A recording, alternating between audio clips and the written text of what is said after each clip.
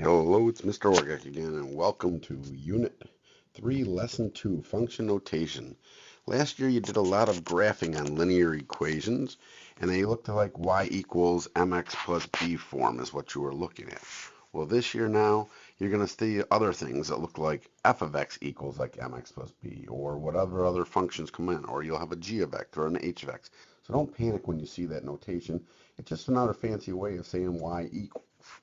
So if we take a look at our first exercise, number 1, you're given a function notation called f of x equals 3x plus 7. Your job, find the output. Well, they're going to tell you what to put in the input. In this case, we're going to do f of 2. So all you do is take the f of 2, take the 2, put it in where the x is. So I have 3 times 2 plus 7. Well, what is 3 times 2? Well, that's 6. And plus 7 gives me 13. So when you plug 2 in, you get 13. 2 is your input, 13 is your output. If I do another one here with f of negative 3, I get 3 times. This time I'm going to put negative 3 in. So negative 3 there, plus 7. Well, I get a negative 9 plus 7 equals negative 2. Therefore, input negative 3, output's negative 2. And that's all you do on plugging these things in. I want you to pause the video now, and I want you to do the part, let's see here, B and C for number 1, which means go figure out G of X and H of X, and we'll give you the answers on the next page. So pause the video now. Okay, you should have just completed 1B and C, and your answers show up here at the top. G of 20 is equal to 7, G of 0 is equal to negative 3, H of 4 is equal to 3, and H of 1, you should have got a nice bright 1 out of that. If you had any problems with that, try again and see if you can find your mistakes, and if not, please ask us in class so we can help you find out where your mistakes were. All right, now in the middle of your page on this lesson 2, you got a big thing about function notation box. I said to star it, so put a nice big star there on your function notation. You got a box in the middle of the page, star it, and make sure you outline things, what the x is, which is your input, and that the y part, also sometimes f of x is your output, okay? Make sure you do that. Okay, we're going to go to the next page now. All right, in exercise 2, you are given the function notation f of x is equal to x divided by 3 plus 7. I had to write the x divided by 3 a little differently than you on your paper just because of my limitations here with the technology. It does say in part A, what is going on, explain the function rule. Well, bottom line here, guys, is x is divided by 3, and then you add 7 to it. That's your function rule on this problem. So when we go to part B, they want you to practice a couple again. Why don't you pause the video right now and try f of 6 and f of negative 9. Okay, now I'm back. So we're going to do this. If I plug in 6, I do 6 divided by 3 plus 7. Well, what is 6 divided by 3? 2 plus 7 means I get 9. So if I plug in f of 6, if I plug a 6 in as my input, my output is 9. Do the same thing with negative 9. You take negative 9 divided by 3 and add 7. I get a negative 3 plus 7, which gives me a total of 4. So an input of negative 9 gives me an output of 4. All right, C is a little different here. They're telling you not what the input is. Notice they give you the output. Now that's a little bit different. So what you do on this problem is you actually take this 13 now, and we're going to put it in way up here in for the f of x. So I write my equation, 13 equals x divided by 3 plus 7. We have to solve an equation. Well, bring the 7 from one side to the other, and we will get then, basically I'll draw this up here, we will get 6 left equals x divided by 3. And how do I get rid of that 3? Well, it's being divided, so opposite times 3 on both sides. So my final answer is 18 is what x is equal to. So we actually did the reverse. We knew the output was 13. We had to figure out what number can we plug in to get an output of 13. So that's what you did. You put it in for the f of x part. All right, pause. We're going to go to the next question. Okay. I forgot to tell you to do part D, 2D, the last little piece there for G, and throw that into the G of X equation. So pause the video for a moment and do that real quick. I'm going to hold. All right, welcome back. If you plugged in for G of 6, you should have got an output of 17. If not, see if you can check out where you made a mistake, or ask us in class tomorrow if you can't figure it out totally. Now we will move on to exercise 3. In exercise 3 here, you got the hours going on and the temperatures on a certain situation of boiling water.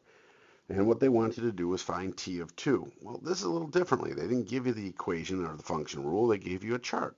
You got to be able to do the same type of thing. Well, if the temperature is 2 that we're putting it in, T of 2, this is really your input right here. And these things right here are your f of x, or in this case, T of x, or whatever you want. This is your output. Okay? So all we do is for T of 2 is you look at the chart right here, and where's 2? Right there. Well, what's the output? There it is, 104. Not hard to read, pretty easy. You don't even have to plug stuff in to do any math. And if you want T of 6, obviously we go all the way down here to T of 6, and you will find an output of 68 is your answer. Okay? Then they give you the same type of thing. Where is the output equal to 76? You got to find the input. So we got to go look for the output in this chart of 76, and boom, there it is. Sorry, I'm covering it up a little bit. So how long did it take to get to 76 degrees? Well, the answer is right above it here. That's 4 hours. Okay? So that would be our answer. Okay? Part C, they ask you to find out where the temperature is 100. Well, if I take a look for 100 in my chart, do you see 100 up here? And the answer is no. There is no exact 100. I think I'll change my color here real quick, and I will go to green just to be able to point this out. And if I take the 100 up here and I come on up and in, it's going to fall somewhere in there. So the answer is somewhere between 2 and 3 hours. So that's what you need to write on your paper, between 2 and 3 hours. Okay, pause. We're going to go to the final slide on this and deal with exercise 4. All right, in our final exercise 4 here, we're not given a function rule, we're not given a table, but instead we're given a graph, which is basically a rule or a table, or both actually, on a coordinate plane. So if you take a look at this example, we got things defined for the function. All they want to know in the first case, like where is f of 1 equal to?